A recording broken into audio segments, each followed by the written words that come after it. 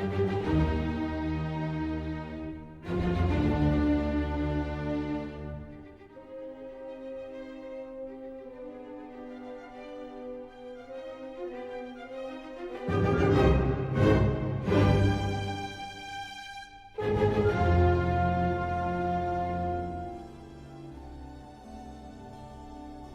stack of boxes in the toy shop bear a picture of a girl doll pushing a miniature toy baby carriage with the name Carlotta Junior.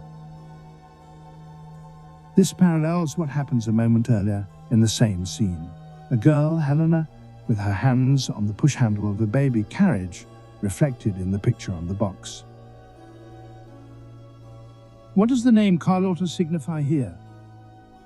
Etymologically, Carlotta is the Italian feminine form of free man, or free woman, or free peasant. Helena is Carlotta Junior, daughter of a free woman. Carlotta and Charlotte are the female variants of Carl and Charles. And yes, we do have a Carl in Eyes Wide Shut. The etymology of his name, Carl Thomas, translates to Freemason. So who is Carlotta Junior, the future unborn child of Carl and Marion? Perhaps she's a duplicate, dream toy doll version of Helena, reproduced and sold in a store in boxes upon boxes, like a house of mirrors. When exploring peripheral Carlotta links, deeper meaning emerges. Carlotta Grisi was a famous 19th century Italian ballerina most known for the romantic ballet Giselle, in her greatest role as the title character. Giselle tells the story of a young peasant girl who dies of heartbreak when a deceitful, disguised nobleman betrays her love. She is summoned back to life by supernatural female beings, spirits of virgin girls who exact revenge on abusive men by dancing them to death. Giselle recalls the tale of Sabrina and Camus, which also has female spirits assisting women who are wronged by men, Tess of the D'Urbervilles, about a peasant girl abused by a wealthy nobleman, and Fidelia, about a woman in disguise. The name Giselle is from the German Gisel, meaning to owe, a pledge. In the Middle Ages, it was customary for rival factions to offer a person, often a child, to each other as a pledge of peace, as in Rosemary's Baby, and also like mysterious woman in Eyes Wide Shut, who offers to sacrifice herself to save Bill. Is she then like Giselle and Bill the disguised nobleman? Or is Ziegler the deceitful nobleman and Giselle is Mandy, the peasant girl? Carlotta Grisi had two daughters, Marie and Lentini, one by her dancing partner and one by Prince Leon Radziwill. So Helena is alternately Carlotta Junior, princess, or Giselle Junior, the daughter of a heartbroken woman turned spirit avenger.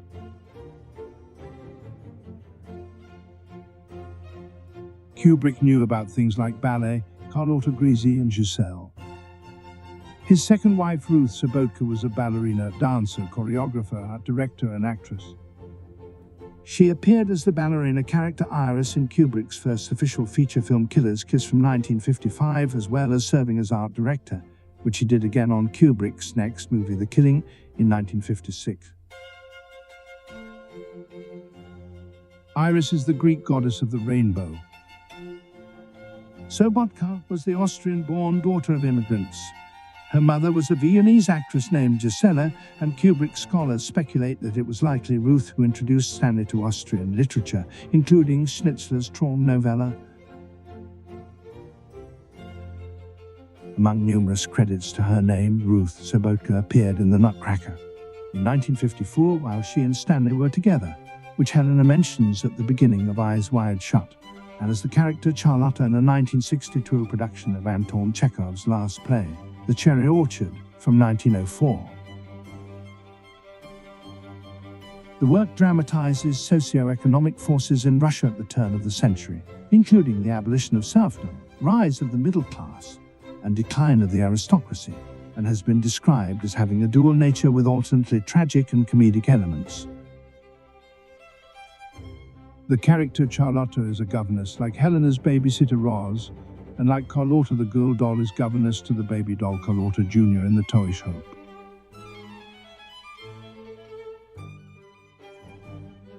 Ruth Sobotka's first appearance as a movie actress was in The Experimental Dreams That Money Can Buy from 1947, widely recognized as the first feature-length avant-garde art film with a title that applies to Eyes Wide Shut's storyline.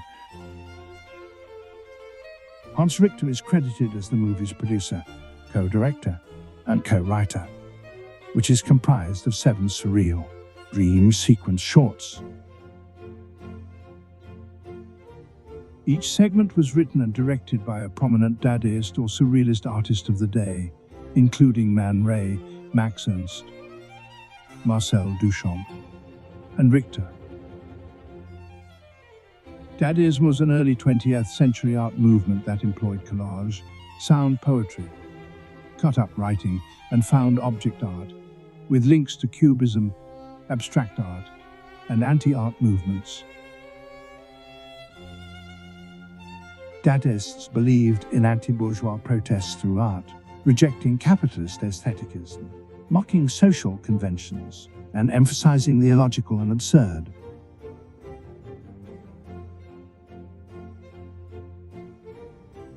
Dreams That Money Can Buy tells the story of a man who can see his own dreams while looking into his eyes in the mirror, then sets up a business selling actual dreams, the contents of which bear similarities to Eyes Wide Shut.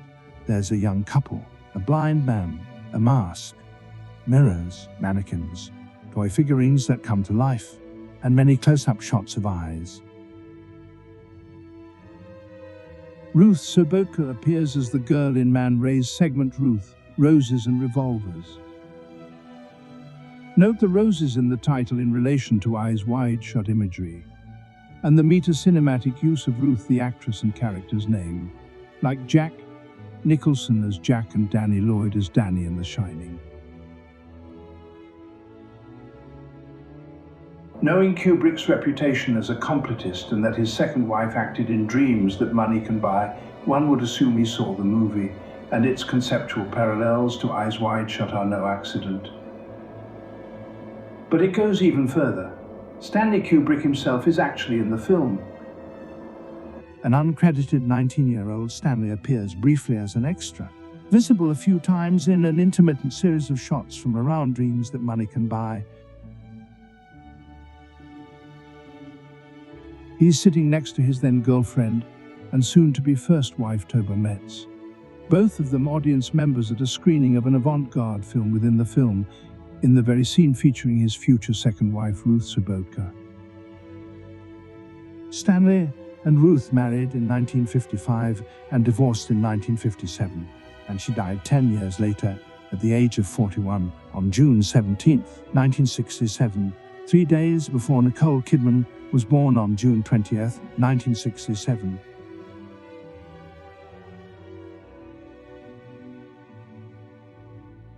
There are further references to avant-garde art and artists in Eyes Wide Shut, and to visual art in general. A poster on a bulletin board outside Domino's apartment reads, "For sale, Keith Haring painting." Haring was a New York graffiti artist who died of AIDS, and when Bill returns to Domino's, her roommate Sally tells him Domino is HIV positive. On a related note, when Bill is looking for Nick, the Gillespie's waitress tells him Nick's hotel name, implying she slept with him, but only after Bill lies about having important blood test results, suggesting a sexually transmitted disease. Also on the bulletin board is an ad for body-oriented psychotherapy, in fitting with the film's psychosexual theme.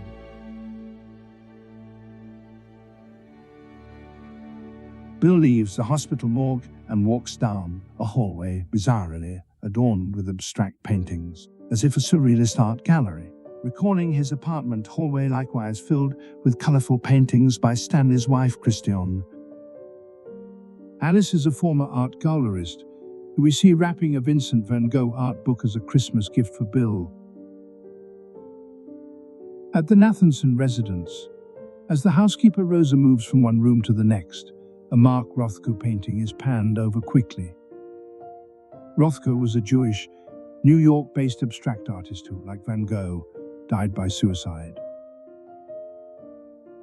Also appearing briefly on the wall of the elevator to Bill's medical office is the painting Counterweights from 1926 by Russian artist Vasily Kandinsky.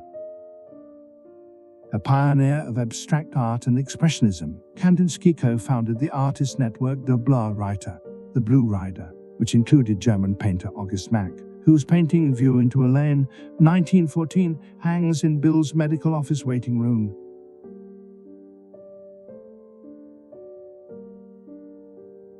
Victor Ziegler is mentioned as having a valuable art collection, and Adolf Ziegler was the real-life Nazi official in charge of confiscating degenerate art. Among the thousands of Nazi-looted artworks were numerous paintings by Kandinsky and Van Gogh. Other eyes-wide-shut art references include old portraits of nobles in Victor's billiard room, a Cupid and Psyche statue in his foyer, numerous statues at Somerton, Rossetti's Astarte Celiaca and Sharkey's, and perhaps most subtly, a small poster with the words, "I heart art," on the Harford's fridge. The classic Gothic novel The Phantom of the Opera by Gaston Leroux, 1910, and subsequent adaptations, features a character named Carlotta. She's the prima donna of the Paris Opera House.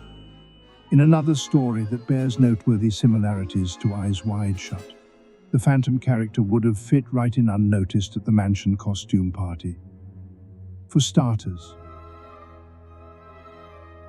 the narrative also includes a masquerade ball, a mirrored room, and again recalls Giselle's deceitful nobleman, Coma's villainous title character, and Fidelia's disguised protagonist.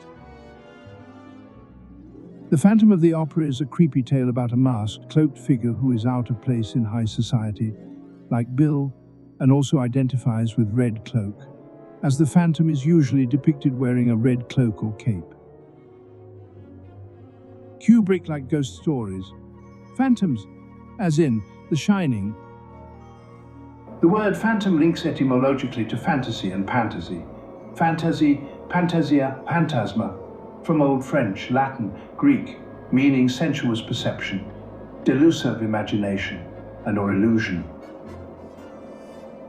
The word fantasy today refers to either make-believe magical world, as in a fairy tale, or an imagined sexual scenario. Eyes Wide Shut is both. Helena is the mythic most beautiful woman in the world. Sabrina is a water nymph. Giselle, a spirit fairy being. Venus is the Roman goddess of love, sex, and desire, Astarte her Semitic counterpart.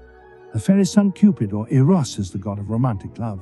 His wife Psyche, the goddess of the soul, with butterfly wings, and so on, like the various Eyes Wide Shut characters, Bill's phantoms haunting him. But perhaps the most notable connection to Carlotta Junior is that Charlotte is the name of Lolita's mother in Nabokov's book Lolita, 1955, and is played by Shelley Winters in Kubrick's film adaptation.